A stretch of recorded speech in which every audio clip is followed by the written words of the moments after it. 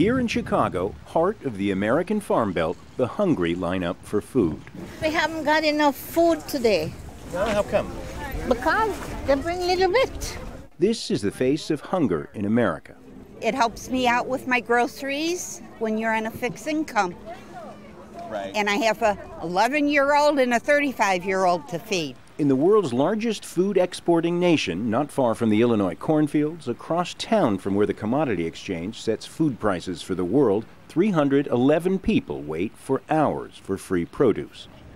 This is not even half. This is not even feeding the people who are sleeping on the streets, at the bus stations, at the train stations. It's not feeding everybody, it's just feeding so much because there are people in need. The produce truck drops its load 50 times a month, supplementing the free meals from food pantries, soup kitchens, and homeless shelters here and across the U.S. This is an oasis in a city with many food deserts. Here in Cook County, which includes Chicago, 1 out of 6 residents gets food donated from the Greater Chicago Food Depository. And they're not necessarily the people you think. 1 out of 2 households includes someone who is working. Most of them have a roof over their heads. It's not a small problem. It's something that in 2008, when the recession hit, we saw a huge spike in need, and unfortunately, it hasn't gone back down.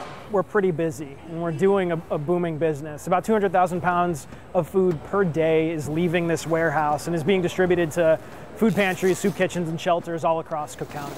And that's just in Chicago. Across the United States, 46 million people receive food assistance from the U.S. government. We have chronic hunger, people across America and across the world who regularly don't know where their next meal is coming from. But we have many other families across the U.S.